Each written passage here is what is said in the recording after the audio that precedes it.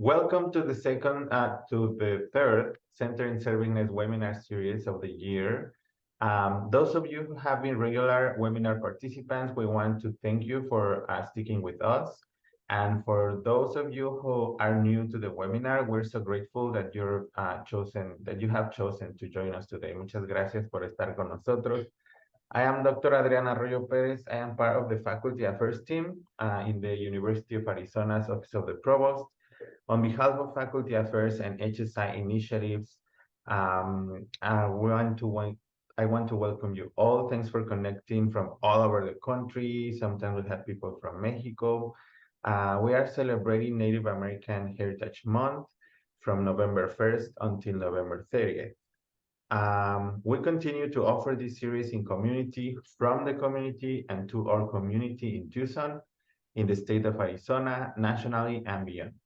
I want to also thank the HSI initiatives team, Monique Beltran, Dr. Carla Cruz Silva, who's here with us, and of course, Dr. Marla Franco for all the efforts and support for this webinar series and for showcasing the important work that faculty do. We began today's webinar by respectfully acknowledging that the University of Arizona is on the land and territories of indigenous peoples.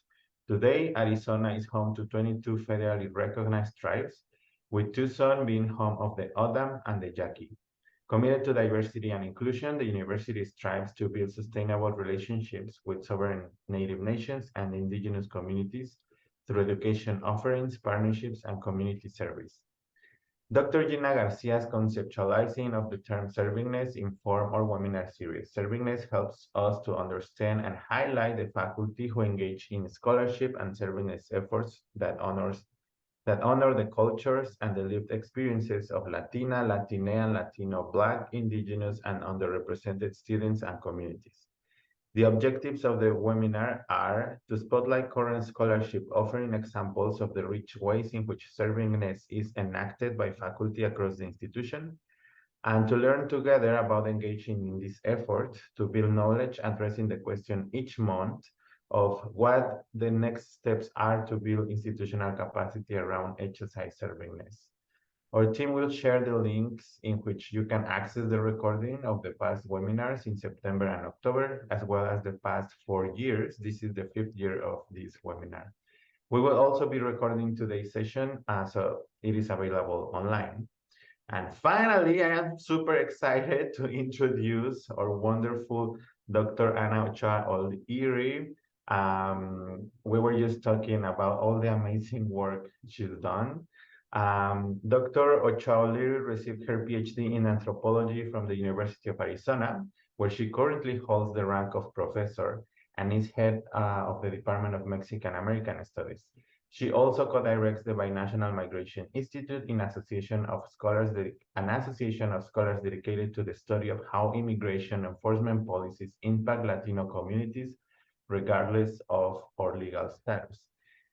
She is twice a Fulbright scholar. Her 2007 Fulbright Award on Repatriated Mexican Women was developed into a play, No Roosters in the Desert, which premiered in Mexico City, yes, in La Ciudad de Mexico, and Tucson in 2010, in Chicago in 2011, and at Arizona State University in Tempe, also in 2011.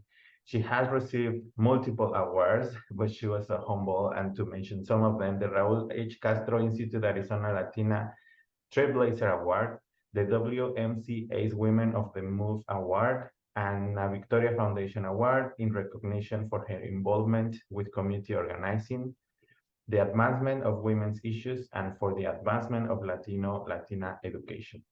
Dr. O'Leary research has focused on immigration policy, the U.S. Mexico border, gender issues, and the culture and urban politics of Mexican American and Mexican origin populations in the U.S. She has over 50 peer-reviewed journal articles and book chapters, which have been cited over 500 other publications. Her impact is amazing, and her work has been presented internationally.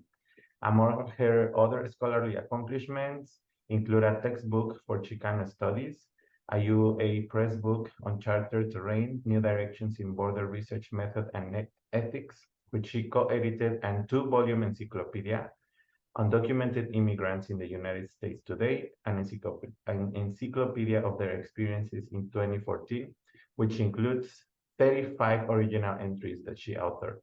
This two-volume set is now in its second edition, and according to worldcat.org, is found on the shelves of 505 libraries worldwide. So we are in front of an incredible scholar, an amazing woman, and it is a big pleasure for me to introduce Dr. O'Leary. We are very grateful to have you here and listen and learn from all your wisdom. Welcome, Ana. Thank you, Adrian. Muchas gracias. Thank you for the organizers. I really feel honored and privileged to be able to share with you some of the work that I've been working on in the last maybe like a year or a little bit over. So this is really quite a privilege, and I'm thrilled to be able to be here. And welcome, and thank you all for spending some part of your day here with us. My presentation is actually looking at it's a paper that started as a literature review on the value of ethnic studies programs on student learning outcomes. And I'll explain a little bit more about that project.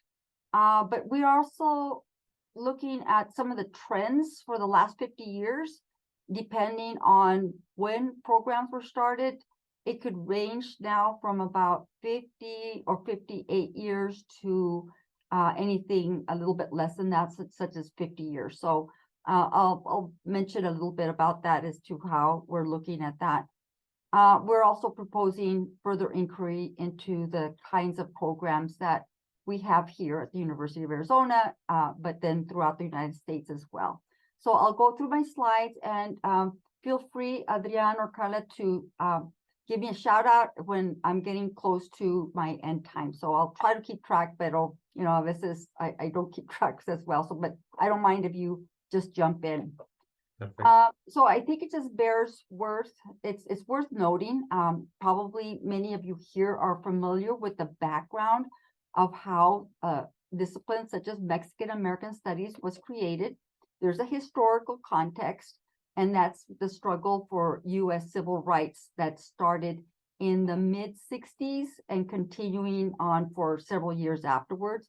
A lot of students, undergrad students, don't know, are not familiar with civil rights, so it's important to keep remembering that this was a pivotal moment in our history.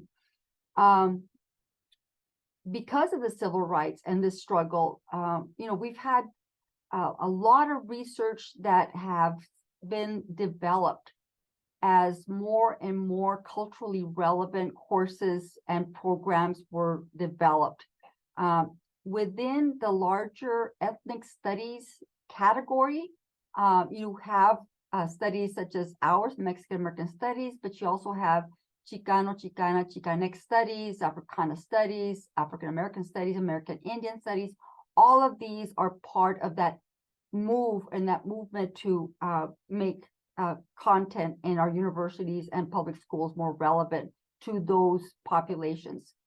And it's important to note that what is common to all of these aforementioned studies is that the knowledge that we needed to have programs, you have to think, once we have the program, so what do you read? What do you study? What do you do? That the perspectives had to be built, right? And so these were built based on the people's experiences, the affected experiences of what they contended with as minoritized populations. In the case of Mexican Americans, we had to deal with land loss, discrimination, violation of our civil rights, the right to vote. All of those things are things that were incorporated into the study of this population. This kind of gives you an idea as to where our program here at the University of Arizona falls within that context. We began with the start in 1968 when you had student strikes in California that demanded ethnic studies curriculum in 1968.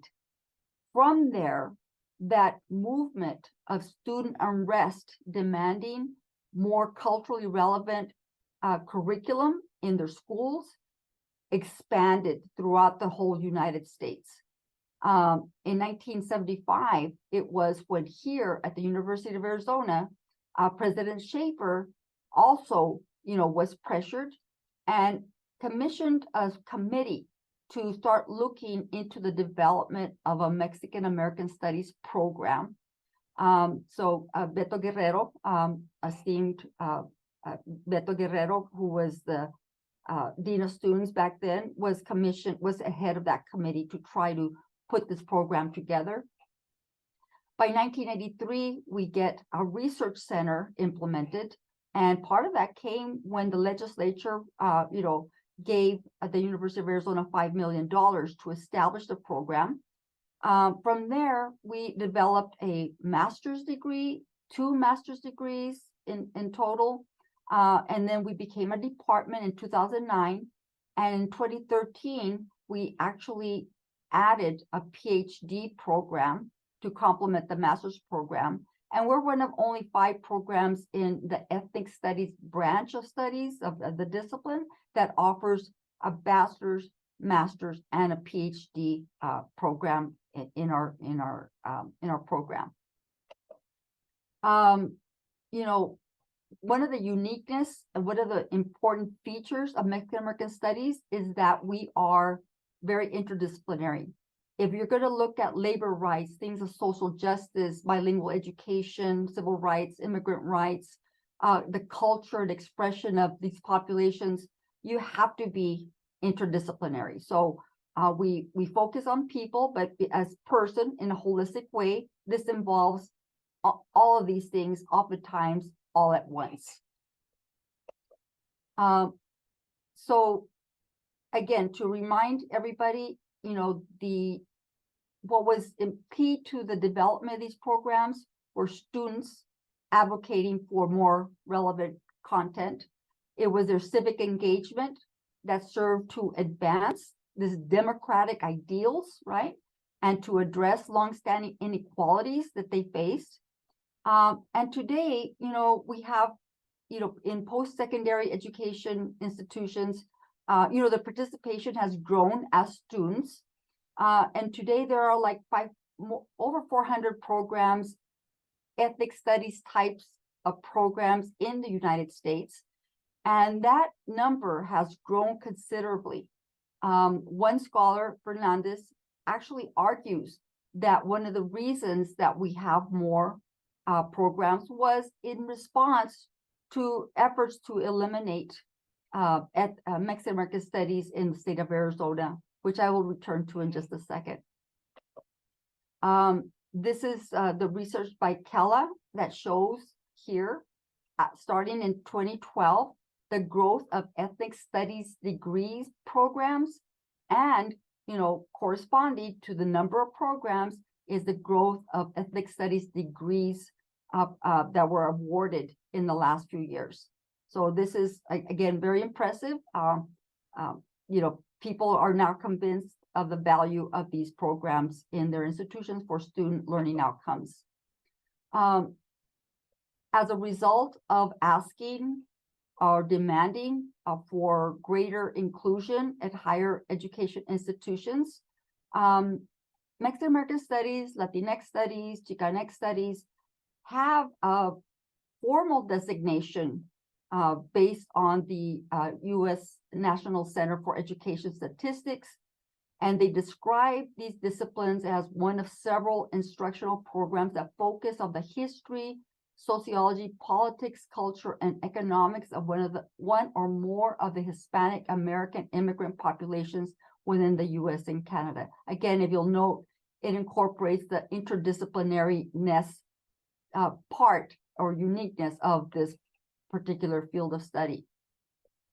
I also draw your attention that its focus on immigrant populations is there, right? And it's something that we contend with oftentimes in a controversial way.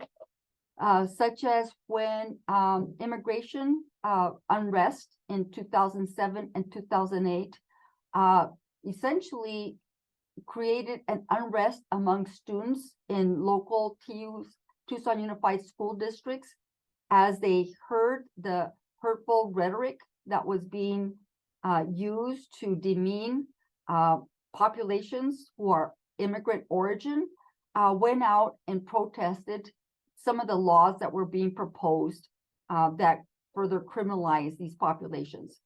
As a result of that, that unrest in students, the state of Arizona, through the Department of School Instruction, banned Mexican American studies in the schools, blaming the discipline for the unrest that they saw in the students at that time. So, you know, that's our ties with immigration. We're connected at the hip with immigration, rightfully so. And at that time, then we had this unrest that resulted in the ban of Mexican American studies. Now, the ban of other branches of ethnic studies were not banned. American Indian studies was not banned. Neither was Africana or African American studies, only Mexican American studies. But then since then, there's been more research that really substantiates the benefit that school teachers in TUSD had argued were benefiting students in those programs. More significantly, when students have a positive ethnic identity about themselves, that empowers them. And this equality, or the lack of equality, is something that they understand and examine through the curriculum. But then you have, once that awareness becomes conscious, and a conscious awareness, we show, and the literature shows, that more and more students have greater educational outcomes. Now, the way that educational outcomes are measured is in a vast array. You can look at the increase of attendance in students in those programs. And once you attend school and are persistent, then that basically other important educational outcomes are resulting.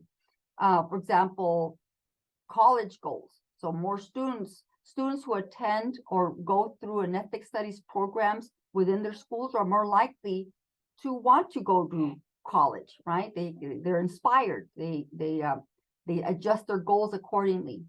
They have lower dropout rates. So there are studies showing that students who go through those programs have lower dropout rates. And who doesn't want that? In addition, students who also are engaged with ethnic studies programs have higher retention. In other words, they don't drop out of school and they stick with it. They're more persistent. So some of the review of the literature shows that there's many ways in which we might measure educational outcomes that are positive in nature, allowing students to persist in school, feel better about themselves, are able to defend themselves from microaggressions, so that gives them the staying power in order to continue into school and persist, so that they can get a degree and become more empowered through their education. So again, the focus on education from the very start persists today, right? That is education is one of those things that help raise equality in terms of many different dimensions, not only in terms of your status, but also in terms of earning power later on, health, and many other factors.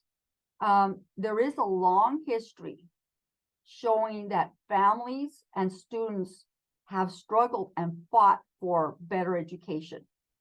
This also challenges some of the stereotypes that exist, showing or suggesting that people who are Latinx don't care about education, that we prefer to work in jobs that don't pay much, But, you know, this is just a short history here, but there's quite a few legal remedies that parents and students have sought through the years to try to improve their educational access over the years.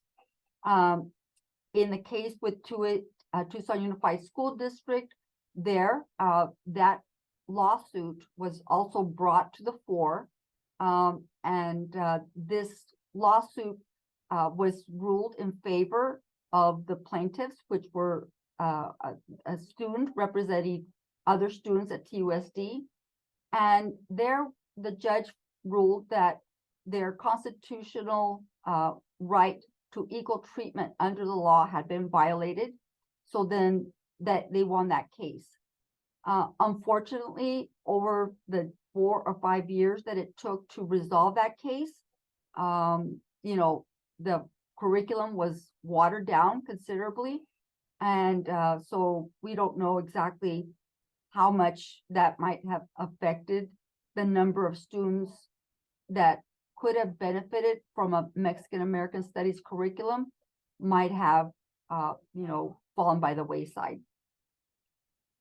Today, we still have many battles, including the right, the fighting for the access for undocumented students to access higher education without having to pay penalizing out-of-state tuition or having been denied financial aid. Okay, so our project, our study, and this is done with a former student, Juvenal Caporal, who is now in Stanislaus. We started to look at some of the trends, more recent trends. We begin, so in 2010, as you all know, we had HB 1180, which banned Mexican American Studies at TUSD, which we might consider kind of like a watershed year, right, in terms of that particular event. In 2011, 1 year later, Acuna publishes his book, The Making of Chicano Studies in the Trenches of Academe.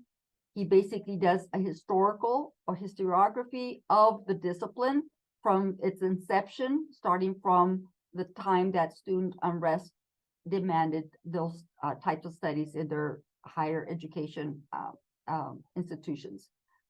In 2023, we found a report and now an article by Cristina Mora and others showing that there is a disinvestment in these kinds of studies in academia, more generalized. They call that Latino studies stagnation. The report says, in spite of the fact that you have more and more students attending, you know, higher education institutions, there is less support for these type of programs. I'll return to this point a little bit later. So we began to, starting from Rudy Acuña's book, published in 2011, there's a list in the appendix of that book showing all of the programs, ethnic studies and Latinx, Chicanx, Mexican American Studies programs that existed in 2011. There's probably about maybe 300 programs listed in that index, in that appendix. What we did was pull out from that appendix a subsample, a sample of programs that are Mexican American Studies, Latino Studies, Chicano Studies in 4-year institutions. Okay, that we begin with that. And so we asked, the primary question is, so what changes have occurred in those programs since 2011, right? So to answer that questions, first of all, do they still exist, right? If they do exist, how have they evolved in some way? Among those that evolved, what's the nature of that evolution? Are they stronger now? Are they weaker? Or do they just simply not exist anymore? For this project, we used a very simple mixed methods approach. We did a content analysis of existing programs and basically set up frequency so we can kind of get a gauge as to what is happening with these programs, which we abbreviate. These are Chicano studies, Latinx studies, and Mexican American studies, just those. What's also as a side note, the previous project, the previous this brief, this article, there was no mention of a lot of the programs that we found in that original study, and we also found that those that were not included did not. It's because, well, I don't know. It's because, but those labeled or titled with Mexican in the title were not part of their study. So this was something that we noticed. Okay. Okay, so this is basically where we start. So this is what, just looking at the Chicanx studies, Latinx studies, and Mexican American studies in the appendix, we basically did a number count. There were 95, and this is what that looks like in terms of their distribution throughout all 50 states. So we find them in 25 of our 50 states. So in half of the US states, there's at least one.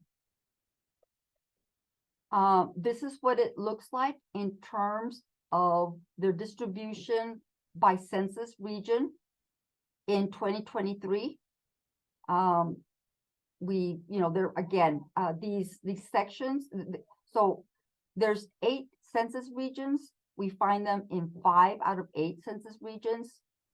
This is how they look like in terms of that distribution. Most notably, there are more in the West, right? Which includes California, which is the largest, most populous state in the country, and where you have the most number of programs, as the initial graph shows. So 26, that really pulls a lot in terms of understanding this particular distribution.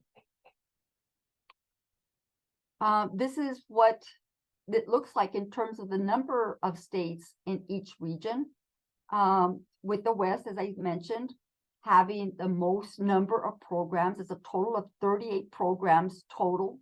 If we look at the census region by the state, the smallest number is in the South. You have 3 states with 13 programs, and so in that South census region, Texas is the largest of the bulk of the programs. Texas alone has 11 programs in 2023. So North Carolina has 1 and Florida has 1. This is how we went about coding those programs that we found that existed in 2011 and 2023. Okay, so essentially this was really easy. It's very simple, not easy, simple content analysis. We searched those programs to see if they still had a website, if they're still in existence, and then we checked their curriculum to see if how they compared to how Acuña had documented those programs in 2011. We coded them stronger if they had added elements to their programs. For example, if you had a concentration area, but then later they added a bachelor's degree, we coded it as stronger. Conversely, if we found that program, how it was described in 2011, had eliminated programs, we coded it weaker. We made no real distinction in terms of the kind of program. For example, we didn't just check for bachelor's programs. Back in 2011, there might be some programs that were just getting started, but then over the last 12 years, then we can see whether those programs actually developed into something stronger. But So this is our coding scheme. And of course, if we found that there was no changes in the programs, in other words, if they only had a bachelor's degree in 2011 and they still only had a bachelor's degree in 2023, then we coded as no change. We didn't account for changes with the implementation of X to designate non-binary, non-gender conforming populations. That was just changes to keep up with our sense of inclusiveness for all populations, regardless of gender orientation. So this is what that looks like after our content analysis. And this is what we found. So here we found, so the question again, have programs that are sample in 2011 evolved in 2023? And if they were shown to have evolved, were they stronger or weaker? Here we find, a majority of those programs that existed in 2011, they are stronger. So the 65 here represent 68% of the total 95 programs that we examined. 23, there was no change. So that kind of falls into the category of maybe stagnation based on the Mora study. There was 5 that were weaker. And we found that 2 no longer existed. The 2 that no longer existed in 2023, one was from California, which had a ton of programs, and another one no longer exists in Texas, which is like the second highest number of programs by state. So this is what this looks like in terms of that coding scheme.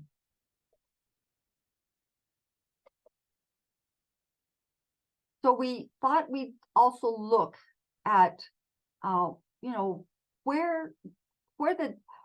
if there's a relationship between the demographics more recently and the programs.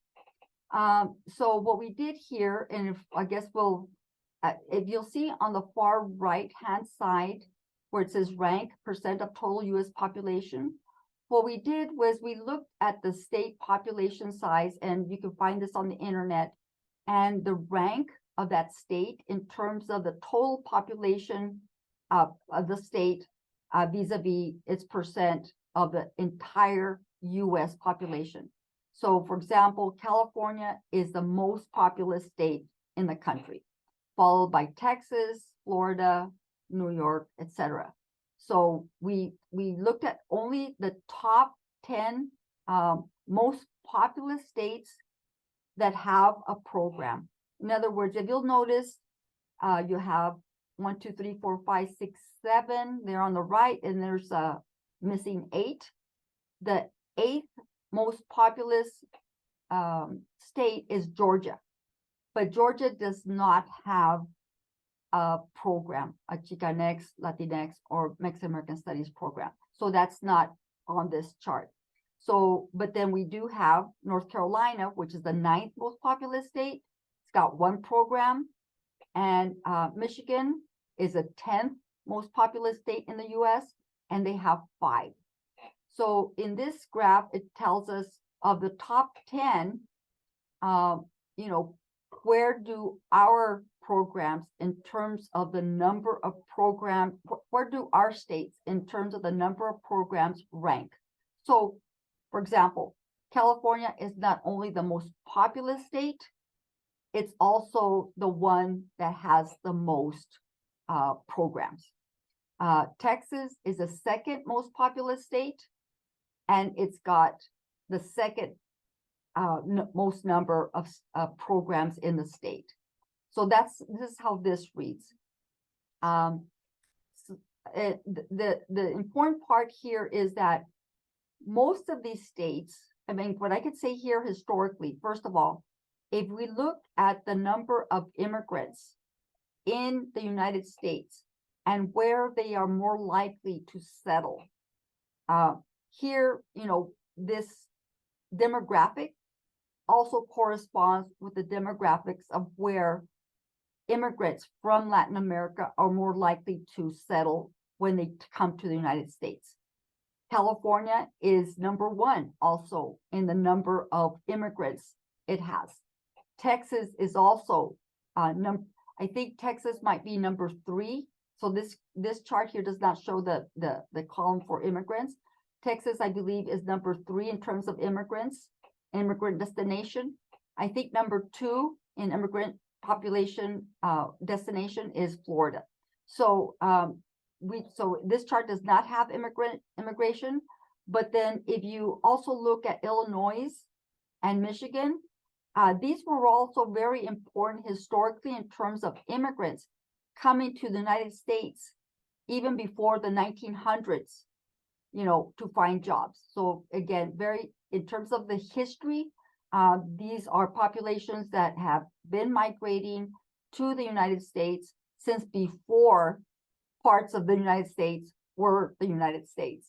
So that's an important historical factor that we believe are important for understanding the development, the involvement, and also the staying power of some of these programs have over the years.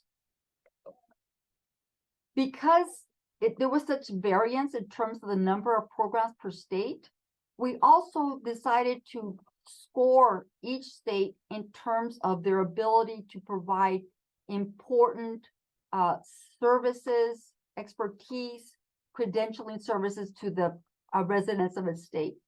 So this is really important, especially if you're a land grant institution where you are obligated to provide services and expertise to the residents of the state in which you are located. We gave these scores based on the per capita program to state population per capita. So in this graph, it's very telling, showing, for example, that in California, for each program that is in California, and they have 25 programs, they provide services to 1.56 for each program, 1.56 million people. Okay, I mean it's not super great, but it's up there in terms of what the indicators show here, this ratio, program to population ratio. If you want to do a contrast, look at the far end on the left where Florida is. You have one program that provides services, credentialing, or expertise, 1 to 22.24 million people. In other words, that's the entire state population.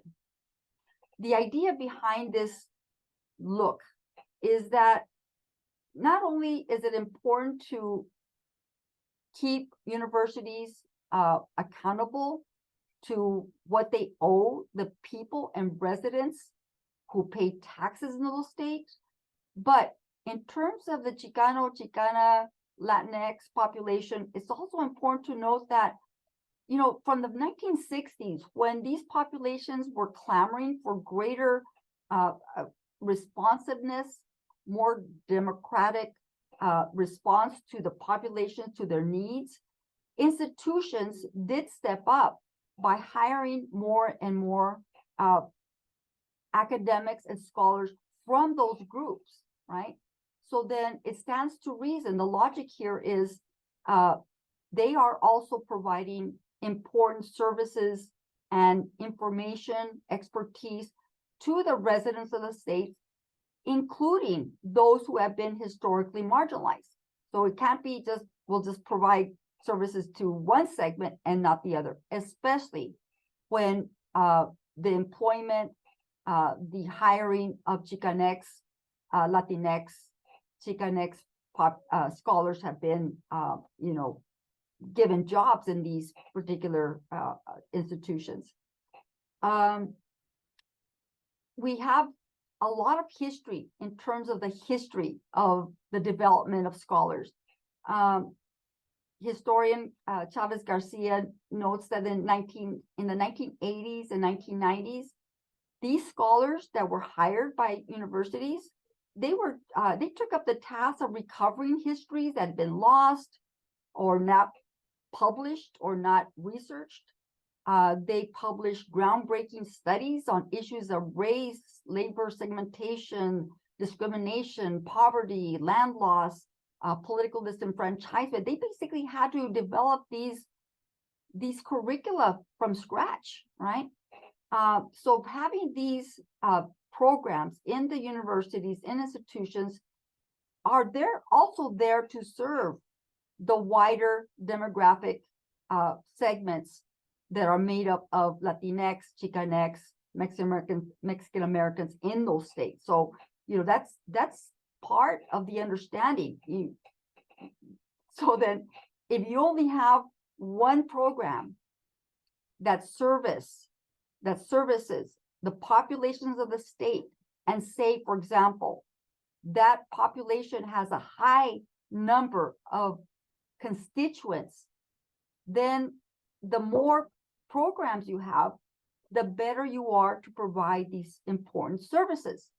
On the other hand, if you're only one program and you have a ton, for example, if Florida is the second largest, the second state in which you have one of the highest destinations for Latino immigrants, then I would say Florida is really not doing right by those populations if they only have one program, right? So you can have a population with a very small number of immigrants and Latinx population. Say, for example, if we look at some of the states, for New Mexico, for example, that's a southwestern state, but that's a very small population, yet they have 4 programs. And so then that ratio is at 0.7. So basically a lot better, right? So that was, I think, an important finding and an important argument to make for, why is it that we don't have more programs? Is that because these populations who stand to benefit from these programs continue to be marginal in terms of the thinking that goes on in the leadership of many of these institutions. Okay, so just really quick, I'll probably running out of time, but here, we have, in terms of higher degrees, we have very few master's programs that come from this ethnic studies branch of study, very few PhD programs. Here we have, for example, there's 8, but 2 are from private universities. So really, we could do a lot better for that to help in the future credentialization of these populations. Among the 62 AAUA research intensive universities that offer postgraduate degrees in Chicano studies, Mexican American studies, there's only 3, with ours here at the University of Arizona being 1. So to conclude, we probably need to learn a little bit more about some of the claims that ethnic studies programs and Chicanx, Mexican American studies, Latinx studies have been threatened with elimination and downsizing. Our study does not look at programs that were created outside of the 2011.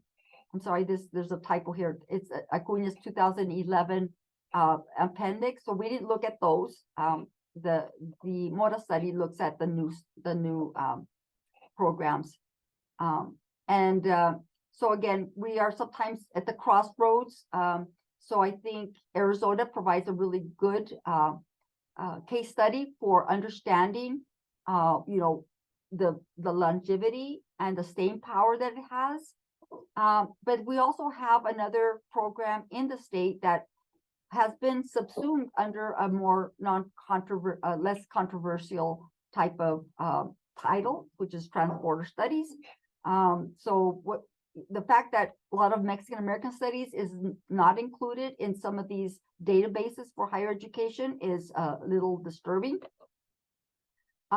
We also currently have a highly politicized education system, anti-woke legislation, accusations of what these types of programs do. So I think there's a lot of misunderstanding and also a lot of rhetoric that is hurtful and will only serve to stigmatize these programs, in spite of the fact that historically they have helped their institutions achieve Hispanic serving status. So again, but we probably should look a little closer into the claim that these programs are stagnating. I think there's still more work to be done there. We are also being asked to do more with less. So I think there's a lot of qualitative type of information that has not yet been examined. So thank you very much for your attention. Oh, good. It looks like we might have a few minutes for questions. So thank you so much for your attention, and I'm happy to try to answer any questions that I can. I'll stop. Thank you very much, Anna. That was wonderful. I also am inviting people, if they have questions, please write them on the chat or just raise your hand and and you will be able to talk to everyone. So please write them in the Q&A.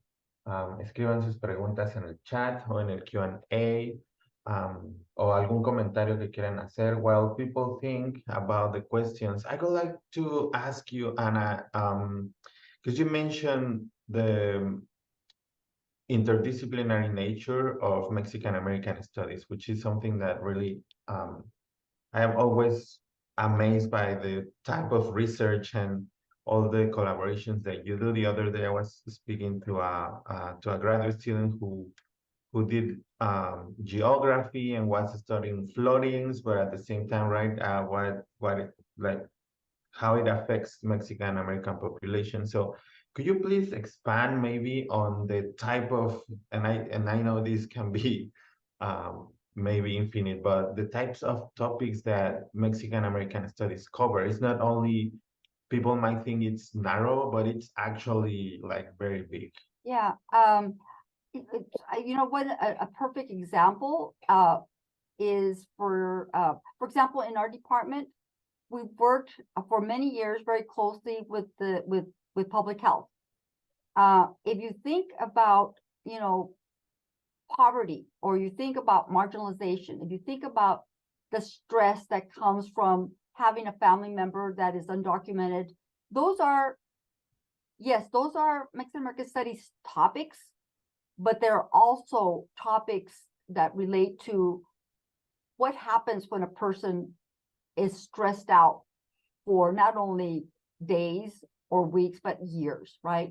So there's a lot of research that goes into the health factors, it's part of the social determinants of health that create downward pressure on populations trying to survive in today's world.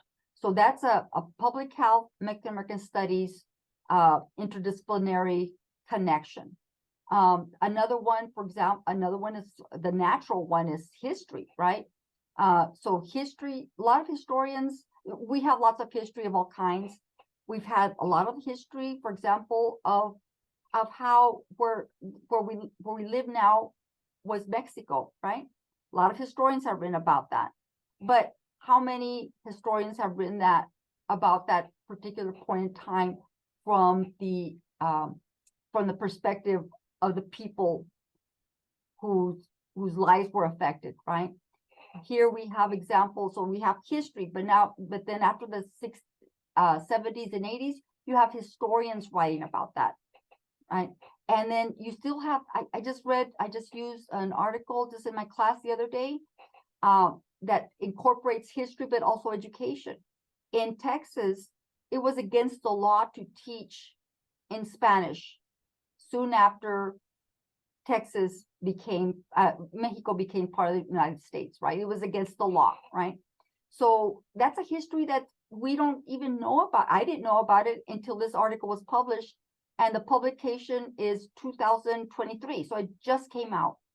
Interviews with descendants, people who actually lived through that era, what happened, the creation of the system in which if you were Mexican, you spent 3 years in first grade before being passed on to the second grade. So, there's a lot of that history, looking at education, educational outcomes, what happens when a person has to repeat first grade 3 times, well, not good at all. But then the alternative is that you had private schools being set up at home so that students can use their Spanish language skills to learn about other things and learn English, so that when they entered first grade, they already knew how to read, they already knew how to write, they already knew how to make letters.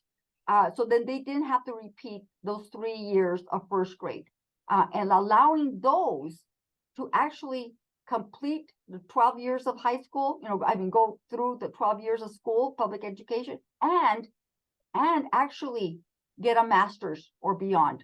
So, that's something that's new. So it, again, combines history, education, and Mexican American studies. Thank you very much, Anna. I am not sure if someone has a question. If you have thought about one.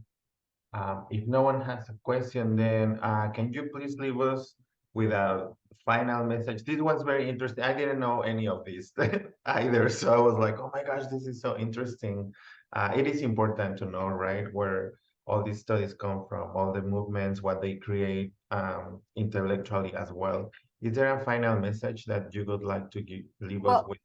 So, the contribution of this particular population, who are descendants of immigrants or are immigrants, or, the second or third generation of descendants of immigrants, or were here when the line crossed them after the 1848, have been, they have been important contributors to the economies, to our social understanding of who we are as a society.